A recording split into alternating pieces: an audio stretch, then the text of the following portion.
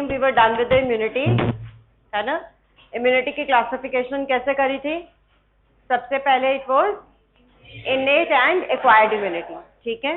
Finally innate immunity was of two types, cell mediated immunity and humoral immunity. Humoral immunity का मतलब है जो immunity B cells provide करते हैं with the help of production of immunoglobulins. How many types of immunoglobulins? 5 types. 5 types में कौन कौन सी हैं? G, A, D, M and E. Structure किसका हम लेते हैं स्टडी करने के लिए? IgG, ठीक है। सबसे ज्यादा क्वांटिटी में भी IgG ही बनती है एंड उसका स्ट्रक्चर जो है उसको हम डिस्कस करते हैं।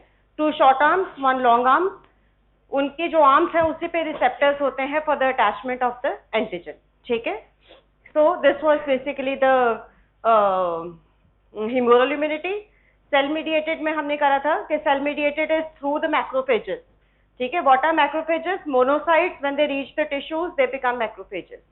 और उसमें होता है पहले एंटीजन प्रेजेंटेशन, इनफैक्ट दोनों में ही पहले एंटीजन प्रेजेंटेशन होता है। फर्स्ट इज एंटीजन प्रोसेसिंग, जानना कि एंटीजन है क्या।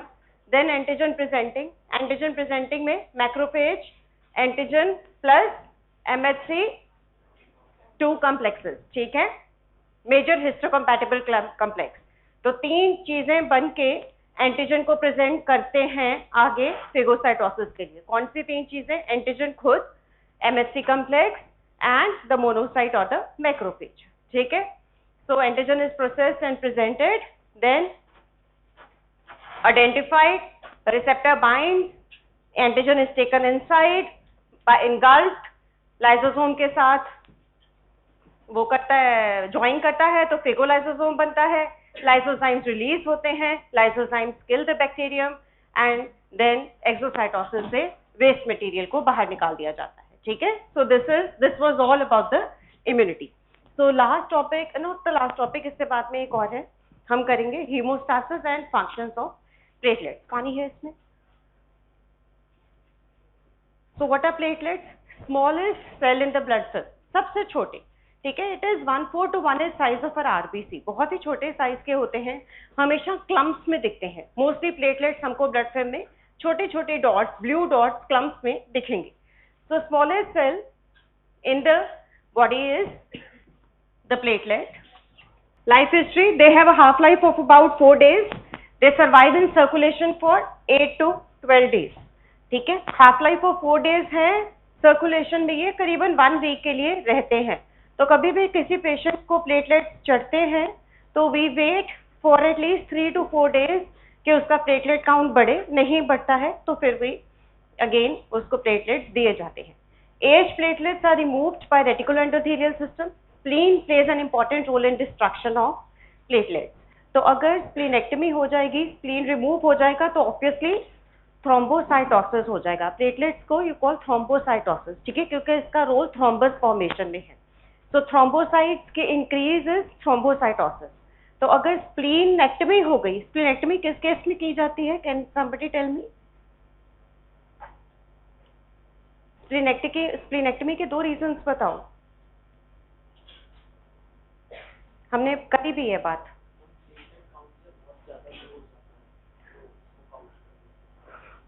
ठीक है, लेकिन ये मेन नहीं है। बताओ स्प्लीनेक्टमी किस केस में की जाती है? एक हेरिडिटरी कंडीशन ऐसी है जिसमें स्प्लीनेक्टमी करनी पड़ती है। हाँ, एरिथ्रोसाइट्स अगर ज्यादा हो रहा है, डेथ ऑफ RBC अगर ज्यादा हो रहा है तो किस कंडीशन में होता है? We have to do splenectomy in that case, hereditary spherocytosis. अगर पेशेंट हेरिडिटरी स्पीरोसाइटोसिस का है या थैलेसेमिक भी है तो उसमें हमको स्प्लीनेक्टमी करनी पड़ती है ताकि RBC की डिस्ट्रक्शन कम हो सके, ठीक है। क्योंकि हेरिडिटरी स्पीरोसाइटोसिस के जो RBC हैं वो स्प्लीनिक पल्प से निकलते हुए डिस्ट्रॉय होते ही रहते हैं। तो splenectomy has to be done, है ना। हेरिडिटरी स्पीरोसाइटोसिस में by the age of 20 spleen becomes very enlarged, it is doing more function than required. So कई बार ऑप्शन नहीं मतलब मोस्टली ऑप्शन नहीं बचती है and we advise the patient to go in for a splenectomy.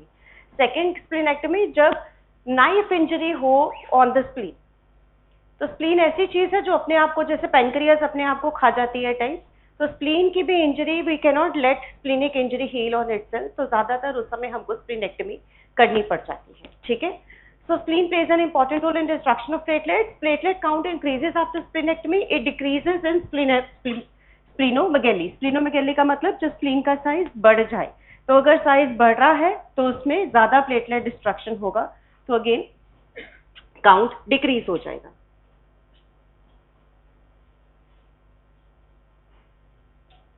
अब ये बनते कैसे हैं, ये है इसकी फॉर्मेशन। क्या हुआ ये, आई don't know what is wrong with this, why is it not showing on it.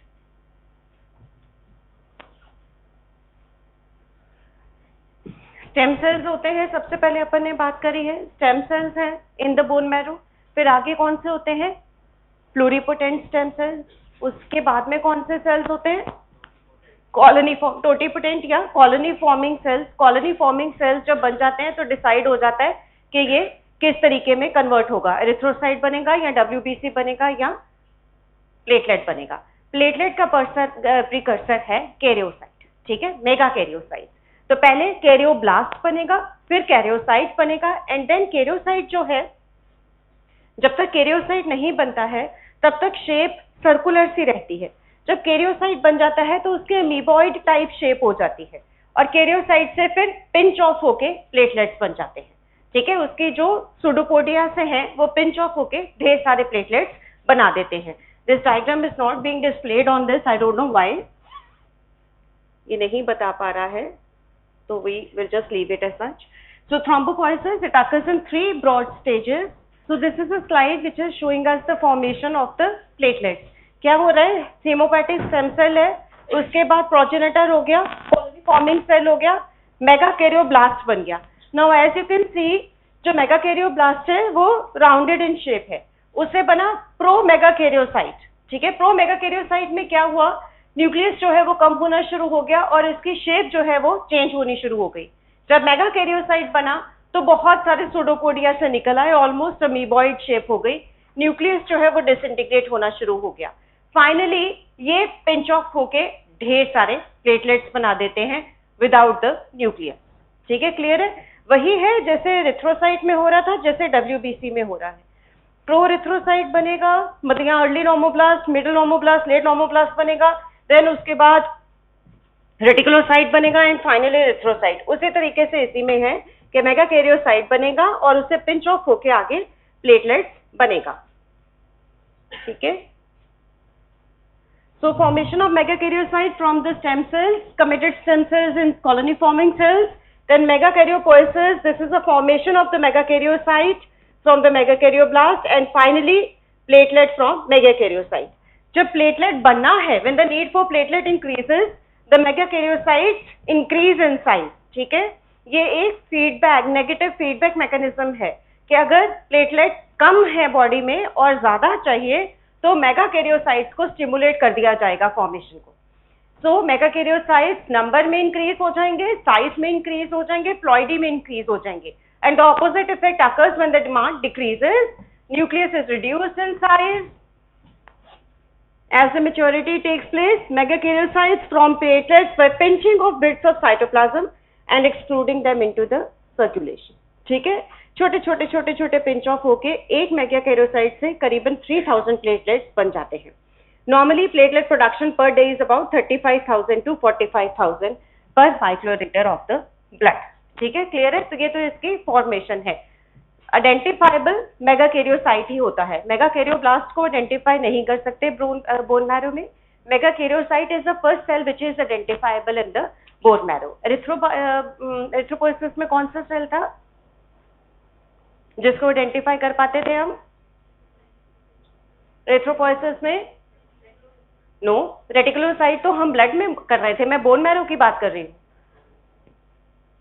Pro erythroblast को नहीं कर सकते। नॉर्मोब्लास्ट, जो अर्ली नॉर्मोब्लास्ट है या अर्ली एरिथ्रोब्लास्ट है, उसको आइडेंटिफाई कर सकते थे। बेटा साथ साथ पढ़ते जाओ, बाद में बहुत दिक्कत आएगी तुम्हें, ठीक है। तो ये तो हो गया अपना प्लेटलेट्स का। अब इनका स्ट्रक्चर क्या है, बिल्कुल छोटे हैं, इसमें न्यूक्लियस नहीं आता, इसका काम है ब्लीडिंग को रोकना, हीमोस्टैसिस मीन्स ब्लीडिंग को रोकना, ठीक है। They have well developed cellular structures, क्यों? जहां पे ब्लीडिंग को रोकने की जरूरत है वहां पे बहुत जरूरत है कि वो सेल की मोटिलिटी काफी हो, उसका चिपकना अच्छे से हो और इस तरीके की मूवमेंट हो कि जहां पे जरूरत है वहां पे ये आराम से पहुंच सके। तो इनसाइड माइक्रोफिलामेंट्स जो है, सेलुलर फिलामेंट्स जो है, वो बहुत ज्यादा डेवलप्ड है। They have specialized calanicular system, they have highly developed cytoskeletal system and they have highly developed membrane system. जब भी इनको एक्टिवेट किया जाता है तो इनकी शेप एंड इनकी स्टिकीनेस इंक्रीज कर जाती है। स्टिक कहाँ से करना है? इन्होंने उस एंडोथेलियम पे जाके स्टिक करना है जहां पे इंजरी हुई है, एंड आपस में भी स्टिक करना है ताकि ये एक प्लग फॉर्म कर सके टू कंट्रोल द ब्लीडिंग, ठीक है। They contain extensive microtubules and microfilaments and numerous granules. Frequently, they change their shape with very long and thin processes extending out of the body. These processes are known as filopodia. ठीक है? See, ये इसका cellular structure अंदर का दिखाया है. As you can see, इसमें कोई भी न्यूक्लियस नहीं है, पर बहुत तरीके के ग्रैन्यूल्स हैं. इन ग्रैन्यूल्स में से सेरोटोनिन, 5-HT इस तरीके के केमिकल्स निकलते हैं जो कि अट्रैक्ट करते हैं eight the site of injury, ठीक है। एक तो वहां पे जाके वो वेसोकॉन्स्ट्रिक्शन करेंगे, plus they will attract the platelets, more platelets, मतलब ये वो होता है जैसे हॉजकिंस फिनोमिना क्या है by the way? What is Hodgkin's phenomena? Nerve muscle हो गया ना तुम्हारा, एक्शन पोटेंशियल हो गया, एक्शन पोटेंशियल हो गया या नहीं हुआ? हो गया। क्या होता है हॉजकिंस फिनोमिना?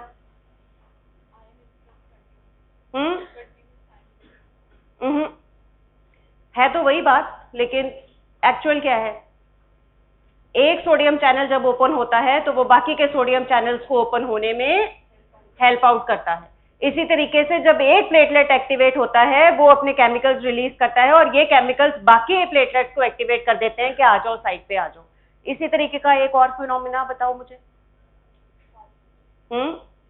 पाचुरेशन तो अलग बात हो गई। ब्लड में ही किया है हमने, नहीं वो तो अभी करेंगे, करा ही कहाँ है। एक और चीज है जिसमें हमने बात करी थी कि एक चीज एक्टिवेट होती है तो बाकियों को एक्टिवेट कर देती है, क्या के लगो हैं? नहीं, बेनिफिशियल इफेक्ट तो है ब्लड में, कहाँ और है? एक तो हॉजकिंस में अपन ने कर लिया कि एक सोडियम चैनल ओपन होते ही बाकी सोडियम चैनल्स को ओपन होने के लिए एक्टिवेट कर देता है। एक हमने यहाँ पे बात कर ली कि प्लेटलेट एक एक्टिवेट होके बाकी प्लेटलेट्स को एक्टिवेट कर देता है। तीसरा,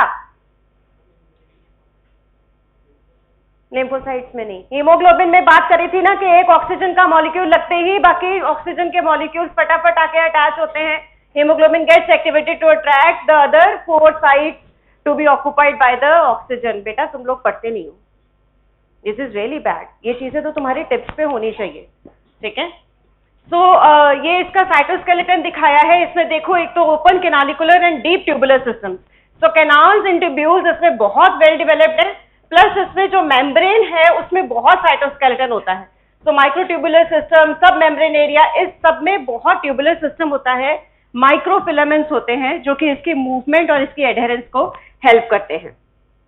डिमेंशंस स्मॉल है, ग्रैनुलेटेड है, 1.5 to 3 है, 1/3 to 1/4 the size of RBC है। कुछ प्लेटलेट्स का diameter half the diameter of RBC होता है। अब इसमें मेम्ब्रेन ग्लाइकोप्रोटीन्स होते हैं, डिटेल में पढ़ने की जरूरत नहीं है। ये मेम्ब्रेन रिमेंबर, जहां पे भी मेम्ब्रेन ग्लाइकोप्रोटीन है वो एज अ रिसेप्टर एक्ट करेगा, ठीक है। Glycoproteins they act as receptors. Proteins अगर इंट्रिंसिक है मेम्ब्रेन में तो they are helping in the transport. If they are extrinsic तो they are acting as receptors, ठीक है। एक्सट्रिंसिक जो कि सरफेस के ऊपर पड़े हुए हैं, चाहे वो इनर साइड पे चाहे वो आउटर साइड में है, तो दे एक्ट एज रिसेप्टर्स। जो इन द मेम्ब्रेन पड़े हुए हैं, इंटरनल प्रोटीन्स है, इंटीग्रल प्रोटीन्स है, they are acting as canals और ट्रांसपोर्ट प्रोटीन। क्लियर है? तो ग्लाइकोप्रोटीन्स जो हैं वो मेम्ब्रेन के ऊपर है, ग्लाइकोजन लेयर है, फिर उसके ऊपर प्रोटीन चिपके हुए हैं। So these glycoproteins are acting as receptors, ठीक है। So membrane contains membrane glycoproteins which play an important role in hemostasis. इसमें अलग अलग ग्रुप है, 1B है, 2B, 3A है। इसको हम डिटेल में नहीं पढ़ेंगे क्योंकि इसका आपको अभी रिक्वायरमेंट नहीं है, ठीक है। ये इन्होंने दिखाया है कि there are adhesive proteins like fibrinogen. What is BWF? पढ़ा होगा +2 में। वॉन विलीब्रेंड फैक्टर नहीं पढ़ा, ठीक है। सो वॉन विलीब्रेंड फैक्टर अगेन एक ऐसा फैक्टर है जो कि प्लेटलेट को एक्टिवेट करता है, हीमोस्टैसिस में हेल्प करता है। फिर फिब्रोनेक्टिन, थ्रोम्बोस्पोंडिन, ये सारे आपके जो हैं ये एडेसिव प्रोटीन्स हैं, ठीक है। इन्हीं को अपन ने आगे ग्रुप्स में डिवाइड किया हुआ है। फिर बाकी ग्रोथ फैक्टर्स हैं, कोएगुलेशन फैक्टर्स हैं, एंड डेंस बॉडीज में आपके ADP, ATP, serotonin and calcium है। अब प्रॉपर्टीज क्या है प्लेटलेट की? 3 मेन प्रॉपर्टीज यूनिक जो है, एक है एडिशन, एक है एग्रीगेशन एंड एक है एक्टिवेशन एंड रिलीज। एडिशन का मतलब क्या होता है? चिपक जाना, ठीक है। तो platelets easily adhere to damaged vascular endothelium. यहाँ पे इंपॉर्टेंट वर्ड है डैमेज। जब तक कि एंडोथेलियम डैमेज नहीं हुई है उसके ऊपर ग्लाइकोप्रोटीन एंड कोलेजन लेयर्स रहती हैं जो कि प्लेटलेट को अटैच नहीं होने देते। लेकिन डैमेज जब होता है तो कोलेजन एक्सपोज होता है, प्लस वहां पे केमिकल्स रिलीज होते हैं like serotonin and 5-HT etcetera. तो फिर डैमेज एंडोथेलियम की तरफ को ये अट्रैक्ट होते हैं। This is called platelet adhesion. Platelets have a tendency to stick to the exposed collagen of the injured wall. Adhesion is facilitated by the von Willebrand factor. ठीक है, VWF factor जो अपन ने करा था, that is von Willebrand factor. However, platelets do not adhere to the normal blood wall. अब दो चीजें, एक होता है कि क्योंकि ब्लड ये इनमें प्रॉपर्टी है एडिशन की, तो नॉर्मली ब्लड क्लॉट क्यों नहीं करता रहता? फर्स्ट रीजन ये होता है कि it is constantly in movement.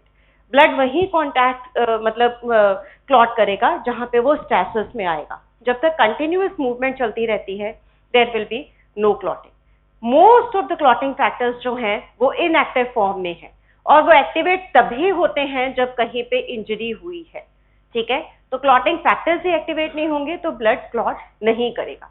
Third, platelets तभी एक्टिवेट होते हैं जब इंजरी होती है और वॉन विलिब्रेंट फैक्टर एक्टिवेटेड फॉर्म में आता है। अदरवाइज नॉर्मल एंडोथेलियम अगर है, कोई इंजरी नहीं हुई है, तो ये एडहेयर नहीं करेंगे, इनएक्टिवेटेड फॉर्म में सर्कुलेशन में घूमते रहेंगे। फोर्थ, बॉडी में अपने नेचुरल एंटीकोएगुलेंट्स होते हैं like heparin, protein C, protein S, they are naturally occurring anticoagulants inside the blood. ये कोएगुलेशन फैक्टर्स को एक्टिवेट नहीं होने देते और क्लॉटिंग नहीं होती, ठीक है। कॉमनली वाइवा में आस्क क्वेश्चन होता है कि ब्लड क्यों नहीं क्लॉट करता, लिविंग ऐसे हम नॉर्मली चलते जा रहे हैं तो क्यों नहीं क्लॉट करता? So there are 4 main factors. एक, dynamic flow. Secondly, the clotting factors are in inactive form. Thirdly, जब तक इंजरी नहीं होगी platelets will not get activated. And fourthly, there are naturally occurring anticoagulants like heparin, protein C and protein S. ठीक है? So role of membrane proteins adhesion means binding of the platelets to the non-endothelial surfaces, particularly the subendothelium which is uncovered during the vascular injury. Remember, endothelium का breakdown हुआ है, subendothelium expose हुआ है, उसने activate किया है, उसने release किया है सेरोटोनिन, जिसने एक्टिवेट किया है VWF को, एंड VWF ने प्लेटलेट को एक्टिवेट कर दिया है। एक्टिवेट करने का मतलब क्या है? जो उसके ग्लाइकोप्रोटीन्स जो उसके ऊपर चिपके हुए हैं, GP2A, 3A ग्रुप जो अपन ने पढ़े हैं, वो एक्टिवेट होके जाके सब एंडोथेलियम के साथ जुड़ जाते हैं। So this is known as platelet adhesion, ठीक है। Adhesion of platelets to sub endothelial by the glycoprotein 1B on the surface of the platelet. Second आ गया aggregation. Platelets not only stick to the injured vessel wall but also to each other, this is known as aggregation. इसमें again fibrinogen and glycoproteins they play a role. Also thrombin, ADP and PAF also promote. ज्यादा detail में नहीं जरूरत आपको करने की, बस ये है कि एक तो वो एंडोथेलियम के साथ में जाके चिपक जाएंगे with the help of glycoproteins, एक वो आपस में चिपकना शुरू हो जाएंगे, ठीक है।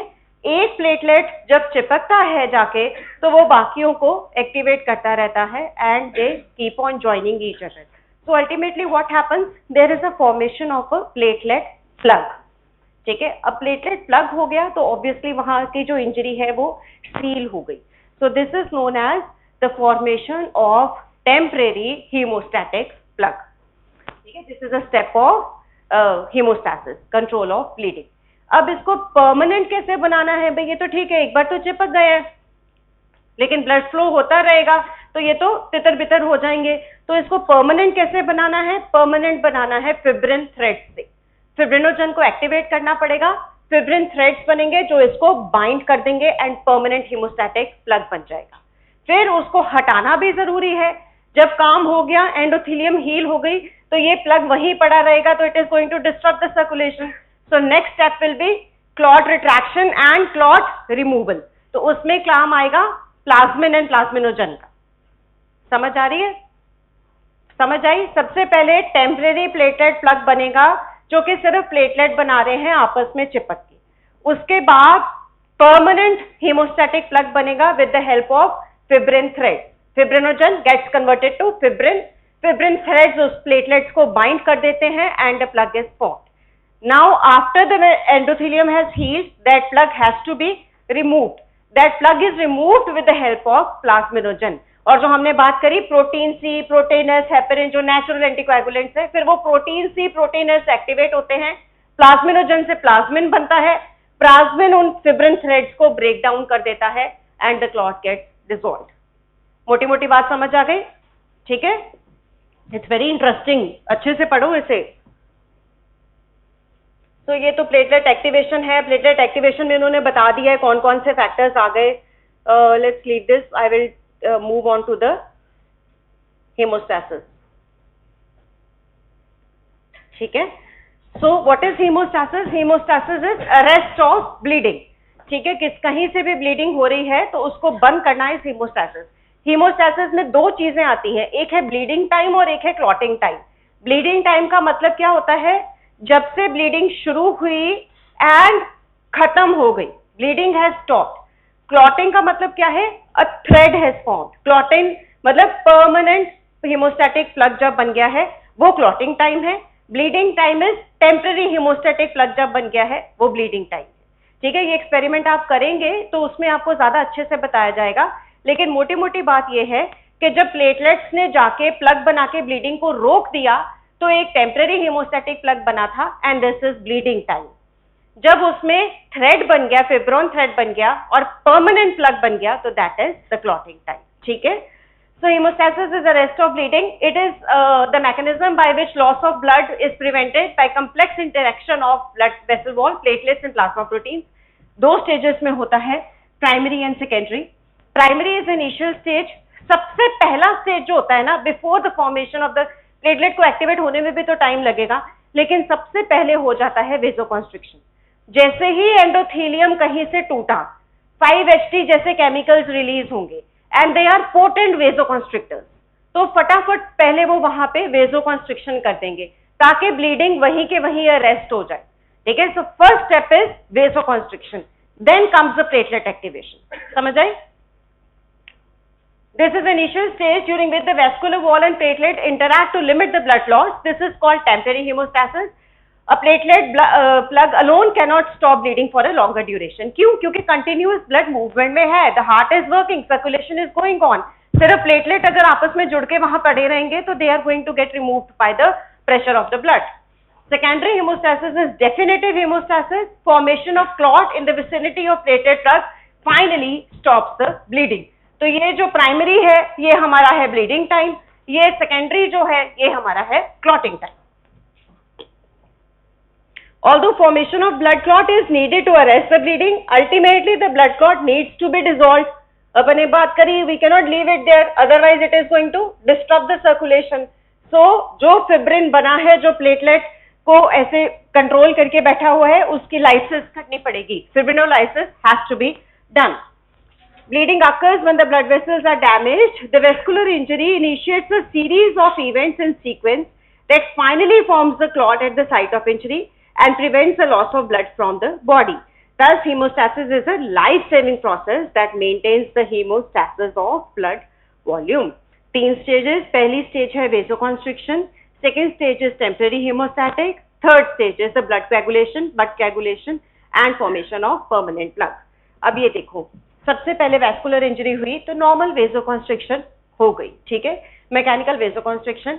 सेकेंडली, जैसे ही कोलेजन एक्सपोज हुआ, कोलेजन एक्सपोजर से क्या हुआ, प्लेटलेट्स एक्टिवेट हो गए, जाके वहां पे एडिशन भी हो गया उनका और एग्रीगेशन भी हो गया। Platelet activation and release, THP formation, temporary haemostasis. What is THP? Temporary haemostatic plug. ठीक है। थर्ड, साथ के साथ ही release of tissue thromboplastin.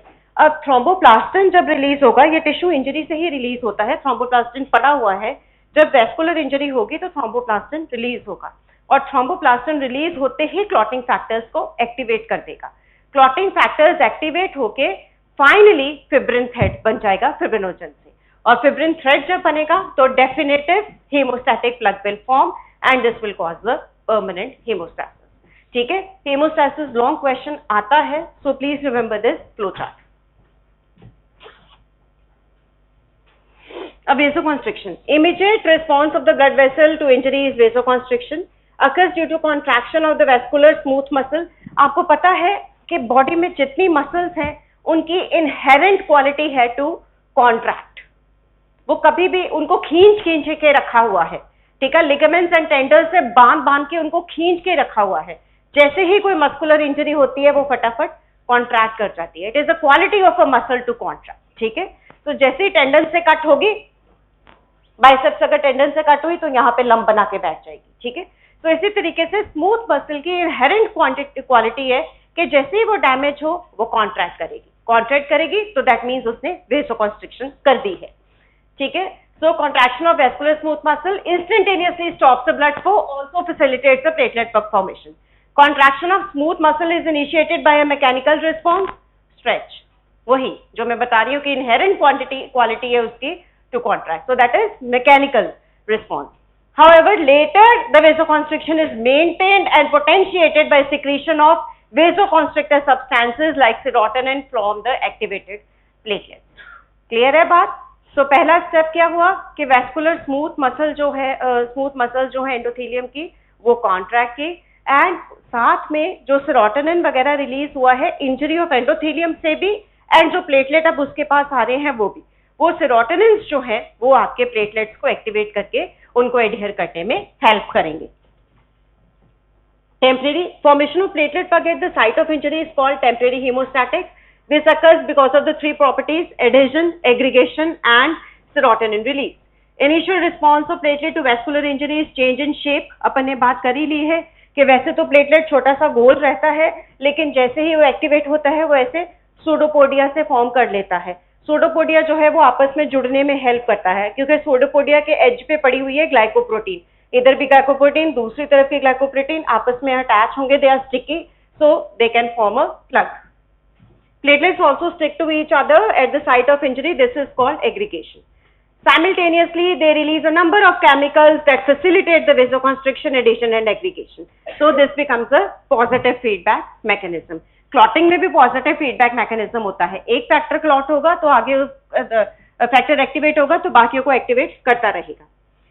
As a platelet plug is not stable, the plug is called temporary hemostatic and the process is called temporary hemostasis. ठीक है।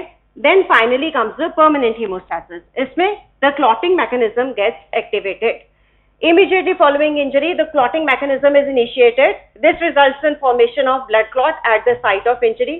And finally the formation of the definite hemostatic plug.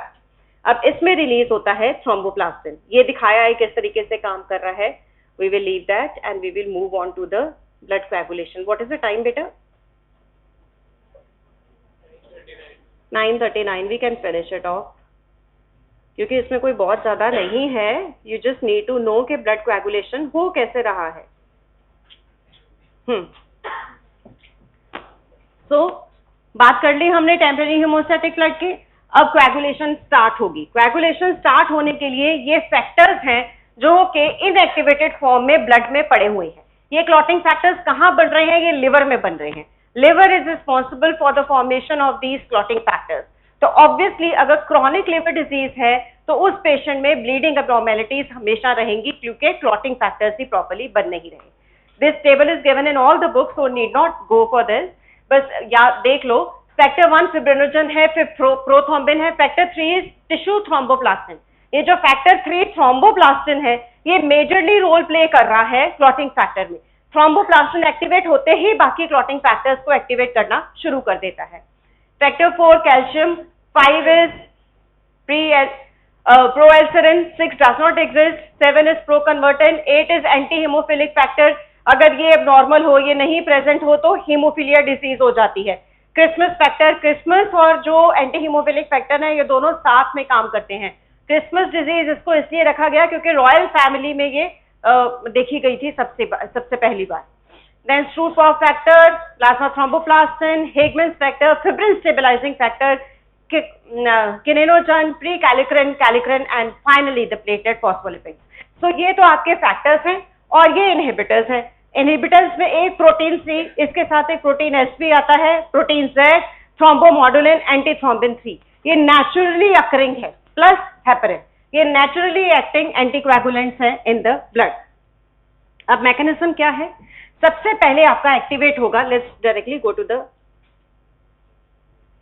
This table. So there are 2 pathways, एक है intrinsic pathway और एक है extrinsic pathway. इन pathways ने काम मिलके ही करना है और मोस्टली ऐसा नहीं होता कि सिर्फ वैस्कुलर इंजरी हुई है या सिर्फ कोलेजन एक्सपोज हुआ है।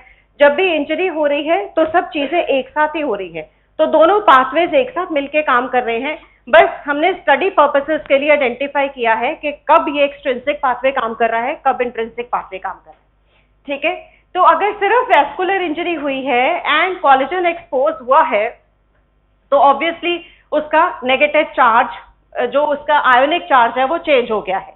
उससे क्या एक्टिवेट होता है? सबसे पहले फैक्टर 12। ठीक है, this is a which mechanism? This is the intrinsic mechanism. So intrinsic mechanism जो है वो स्टार्ट हो रहा है कोलेजन एक्सपोजर से। सबसे पहले factor 12, then 9, then 8, then 10, sorry 12, then 11, then 9, then 10। Now see this कि 10 जो है वो दोनों में कॉमन है। So you just need to remember 12, 11, 9, 12, 11, 9। क्या होता है? एक फैक्टर जो है इनएक्टिव फॉर्म में जो प्रेजेंट है वो एक्टिवेट होता है, उसकी एक्टिवेटेड फॉर्म दूसरे फैक्टर की इनएक्टिवेटेड फॉर्म को एक्टिव कर देती है। ठीक है, सो 12 जो था इनएक्टिव फॉर्म में प्रेजेंट था, वो एक्टिवेट हुआ into 12A। 12A means activated, वो एक्ट किया इनएक्टिवेटेड 11 पे, वो एक कन्वर्ट हो गया 11A। 11A एक्ट किया 9 पे, कन्वर्ट हो गया 9A पे। और उसके साथ फिर आपके बाकी factors calcium and activated 7A act करके 10th फैक्टर को एक्टिवेट करके 10A बना देते हैं। ये आपका हो गया इंट्रिंसिक। एक्सट्रिंसिक में क्या हुआ? वैस्कुलर इंजरी हुई, इसमें कोलेजन एक्सपोज नहीं हुआ है, टिश्यू थ्रोम्बोप्लास्टिन रिलीज हुआ, थ्रोम्बोप्लास्टिन ने 7 को एक्टिवेट करके 7A बनाया। 7A आप देखो इधर भी काम कर रहा है 9 के बाद, वहां ये डायरेक्टली थ्रोम्बोप्लास्टिन के रिलीज के बाद काम कर रहा है। And then with the help of calcium it converts 10 to 10A। ठीक है, क्लियर है? सो अगर आप एक्सट्रिंसिक की बात कर रहे हैं, थ्रोम्बोप्लास्टिन कौन सा था? 3rd factor. So 3, 7 and then finally 10। उधर जब हम बात कर रहे हैं तो 12, 11, 9 एंड देन 7 के हेल्प के साथ 10। ठीक है, क्लियर है? So this is the extrinsic and the intrinsic mechanism. Finally 10 gets activated to 10A। जो 10 एक्टिवेटेड फैक्टर है, with the help of other factors like calcium, it converts the prothrombin to thrombin, thrombin converts fibrinogen to fibrin, fibrin जो है वो thread form में है, वो permanent hemostatic clot बना देगा। Clear है? Any doubt in this? So blood coagulation is a part of hemostasis। अगर hemostasis पे question आता है, सिर्फ coagulation लिख के आओगे तो मार्क्स नहीं मिलेंगे। First is vasoconstriction, second is temporary plug formation जिसमें एग्रीगेशन, एडिशन एंड एडिसिवनेस वो सारा टेम्परेरी प्लेटलेट प्लग फॉर्मेशन आएगा। Finally blood coagulation and formation of the permanent clot. ठीक है, सो 2 mechanisms, intrinsic and extrinsic, leading up to the 10th activation of the 10th factor. 10th factor acts on prothrombin to get this and and it gets converted to thrombin. Thrombin acts on fibrinogen. Fibrinogen then gets converted to fibrin. Fibrin thread locks the platelets and a clot is formed. ठीक है, clear है? So this is the mechanism of blood clotting. अब last step क्या था? उस clot को remove करना। अब एंडोथेलियम हील हो चुकी है तो उसको रिमूव करना जरूरी है। तो रिमूव कैसे करेंगे? फिब्रिनोजन जो है उसको ब्रेक डाउन करने पड़ेगा, जो पॉलीमर्स बने हैं उनको मोनोमर्स में ब्रेक डाउन करना पड़ेगा and finally fibrin degradation products बनके वो रिमूव हो जाएंगे। Fibrinogen gets converted to soluble fibrin monomer and release of fibrinogen polypeptide. Proteolysis किसने किया? थ्रोम्बिन ने किया प्लस कैल्शियम ने किया, ठीक है। Fibrin fibers undergo polymerization to form insoluble fibrin polymers, cross linking ये तो स्टेबलाइज कर दिया। आगे क्लॉट रिट्रैक्शन, ये लीजिए थ्रोम्बोमॉड्यूलिन रिलीज हुआ। I am tired you are also tired. चलो फिर will continue in the next thing, क्योंकि मैं इतनी जल्दी जल्दी बोल बोल के आई एम ऑल्सो टायर्ड। तो याद रखना कि हमने क्लॉट का लाइसिस जो है वो नेक्स्ट टाइम डिस्कस करना है। बाकी we are done with the coagulation.